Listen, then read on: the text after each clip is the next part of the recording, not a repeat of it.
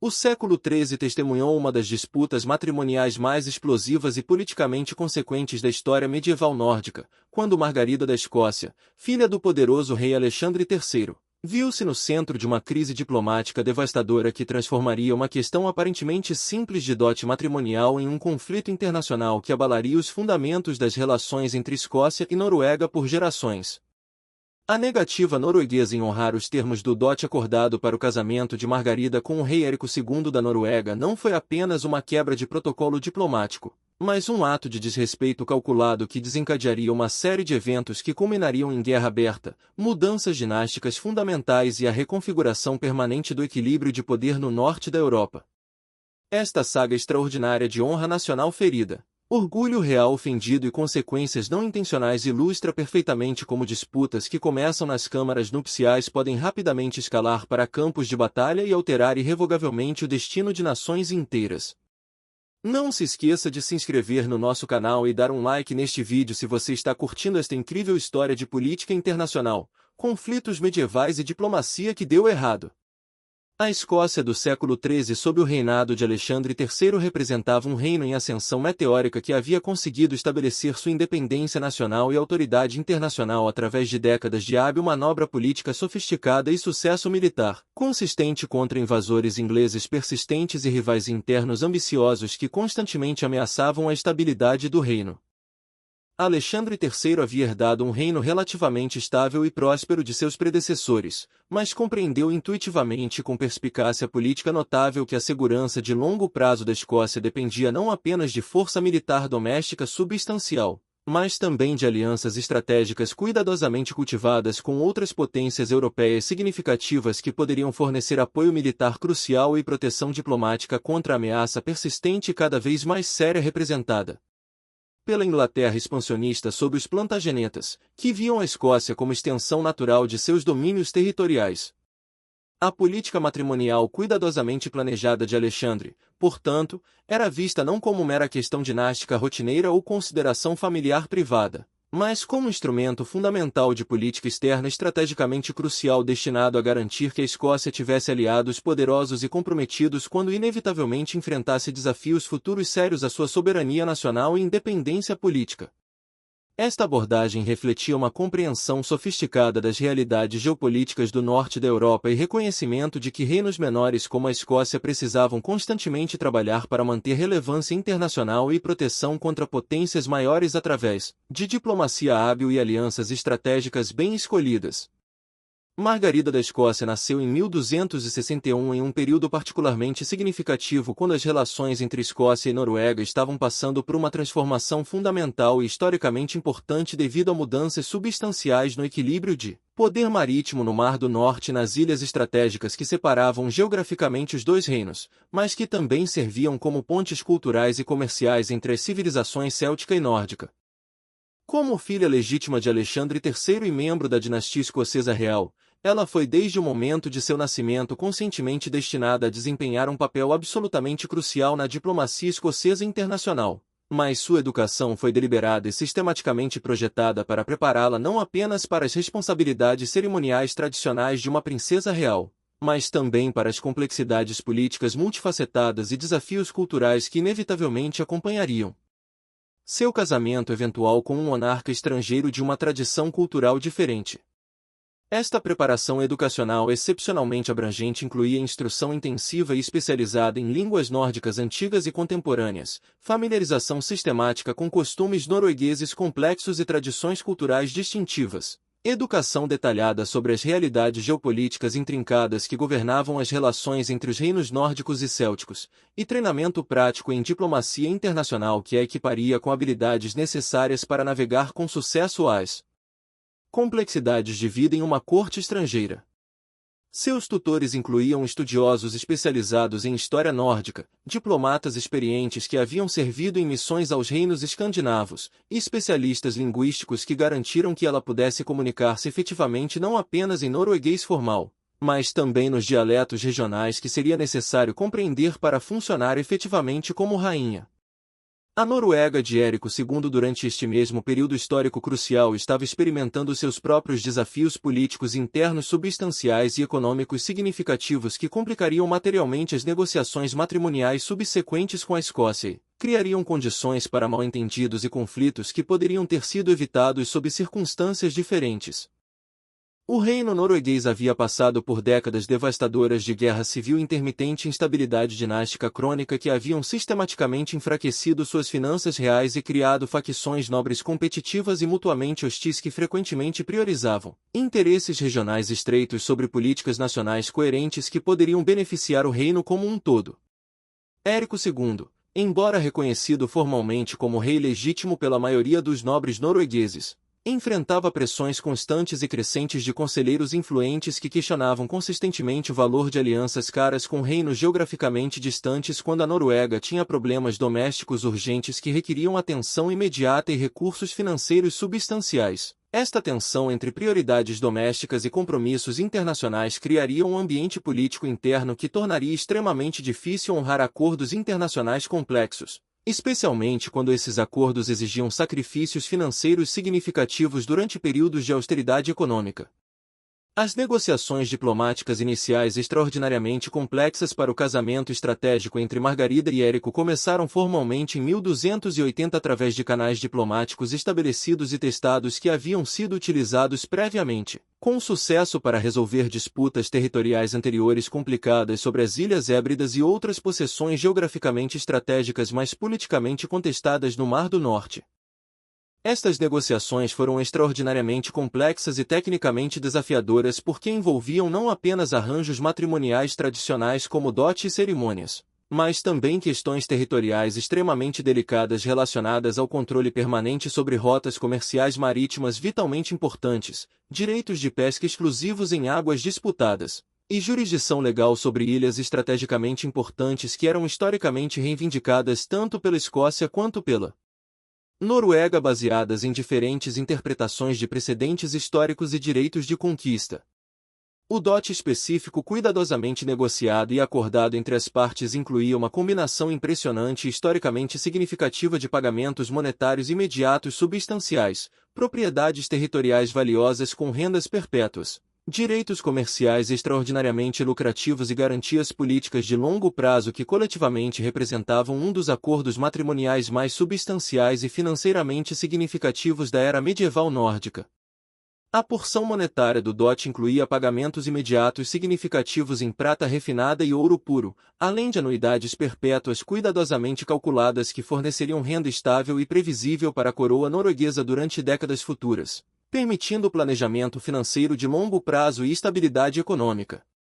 As concessões territoriais especificamente detalhadas incluíam transferência completa e irrevogável de controle administrativo e militar sobre várias ilhas menores estrategicamente posicionadas e direitos de ancoragem exclusivos em portos escoceses cuidadosamente selecionados que permitiriam aos comerciantes noruegueses acesso preferencial e tarifas reduzidas aos mercados prósperos das terras baixas escocesas, criando oportunidades comerciais que poderiam significativamente beneficiar a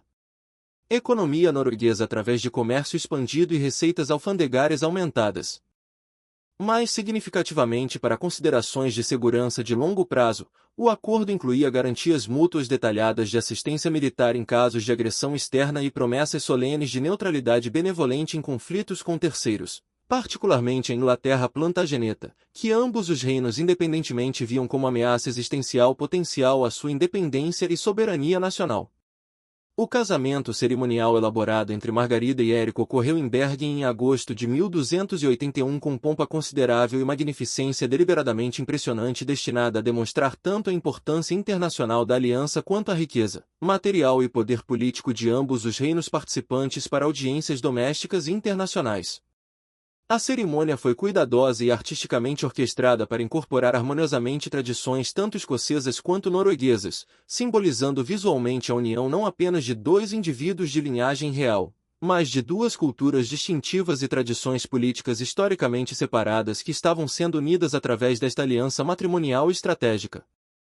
Representantes diplomáticos de várias cortes europeias importantes estavam presentes para testemunhar oficialmente a cerimônia e reportar os detalhes para seus próprios monarcas, reconhecendo universalmente que esta aliança poderia afetar significativamente o equilíbrio delicado de poder no norte da Europa e potencialmente influenciar futuras alianças militares e conflitos regionais de maneiras que poderiam beneficiar ou prejudicar seus próprios interesses nacionais. A presença internacional também servia para validar a legitimidade da aliança e criar expectativas de que os acordos seriam honrados sob observação da comunidade diplomática europeia. No entanto, problemas sérios e crescentes com a implementação prática dos termos específicos do DOT começaram a emergir quase imediatamente após a conclusão da cerimônia e as celebrações associadas. Oficiais noruegueses responsáveis pela administração das transferências financeiras complexas e territoriais começaram sistematicamente a questionar vários aspectos críticos dos acordos previamente negociados, alegando ambiguidades convenientes na linguagem dos tratados e levantando objeções técnicas questionáveis sobre procedimentos estabelecidos para a transferência de propriedades e fundos. Estes atrasos iniciais foram inicialmente atribuídos diplomaticamente a dificuldades administrativas normais e esperadas associadas com acordos internacionais genuinamente complexos, mas gradualmente se tornou claro para observadores experientes que eles representavam resistência sistemática e deliberada de facções poderosas dentro da corte norueguesa que se opunham fundamentalmente aos termos generosos que haviam sido acordados por seus próprios negociadores. A oposição norueguesa crescente aos termos do DOT foi motivada por uma combinação tóxica de fatores econômicos imediatos, considerações políticas de longo prazo e preconceitos culturais profundamente arraigados que refletiam tensões persistentes dentro da sociedade norueguesa sobre prioridades nacionais e usos apropriados de recursos reais limitados. Alguns conselheiros influentes argumentavam persistentemente que os pagamentos prometidos à Escócia eram fiscalmente excessivos e irresponsáveis e drenariam perigosamente o tesouro real durante um período crítico quando a Noruega enfrentava suas próprias despesas militares, substanciais para defender suas possessões territoriais existentes contra rivais dinamarqueses agressivos e suecos expansionistas que constantemente testavam fronteiras norueguesas e desafiavam reivindicações territoriais. Outros expressavam preocupações estratégicas sobre as implicações geopolíticas de longo prazo de concessões territoriais que poderiam estabelecer precedentes perigosos para futuras demandas escocesas ou enfraquecer sistematicamente reivindicações norueguesas históricas, sobre ilhas disputadas que haviam sido consideradas parte integral do patrimônio nacional norueguês por gerações. Mais significativamente e prejudicialmente, havia resistência cultural substancial e preconceito étnico entre alguns nobres noruegueses tradicionalistas à ideia fundamental de honrar acordos tão generosos com um reino que eles incorretamente percebiam como menos poderoso militarmente, menos prestigioso culturalmente e menos importante estrategicamente do que a Noruega. Esta atitude preconceituosa e estrategicamente equivocada refletia não apenas arrogância nacional estreita e chauvinismo cultural, mas também mal-entendidos fundamentais e perigosos sobre a força militar real, recursos econômicos substanciais e capacidades diplomáticas da Escócia sob Alexandre III, que haviam crescido dramaticamente e sido fortalecidos significativamente durante o reinado notavelmente bem-sucedido e internacionalmente respeitado de Alexandre. A decisão fatal de vários conselheiros noruegueses fundamentais de deliberadamente sabotar a implementação do DOT representou um cálculo político gravemente equivocado e estrategicamente desastroso que dramaticamente subestimou tanto a determinação política da Escócia quanto as consequências diplomáticas e militares potencialmente catastróficas de quebrar acordos solenes feitos com observadores internacionais presentes. Quando ficou progressivamente claro que a Noruega estava sistemática e deliberadamente falhando em honrar seus compromissos financeiros específicos e territoriais legalmente vinculativos, Alexandre III respondeu inicialmente através de canais diplomáticos estabelecidos e protocolos internacionais, graciosamente assumindo que os atrasos eram genuinamente resultado de dificuldades administrativas legítimas que poderiam ser razoavelmente resolvidas através de negociação de boa-fé e cooperação mútua. Embaixadores escoceses sênior e experientes foram formalmente enviados para Bergen com instruções diplomáticas claras para trabalhar construtivamente com oficiais noruegueses na resolução de quaisquer ambiguidades técnicas genuínas e facilitar transferências atrasadas, através de procedimentos mutuamente aceitáveis. No entanto, estas missões diplomáticas foram consistentemente recebidas com evasões deliberadas, adiamentos transparentemente artificiais e eventualmente recusas diretas insultantes que tornaram inevitavelmente claro que a falha norueguesa em honrar o DOT não era negligência administrativa acidental, mas política deliberada e calculada projetada para evitar honrar compromissos caros enquanto mantinha aparência técnica de conformidade. A humilhação diplomática representada pela negativa norueguesa tinha implicações que transcendiam questões financeiras imediatas para tocar no coração da honra nacional escocesa e credibilidade internacional futura.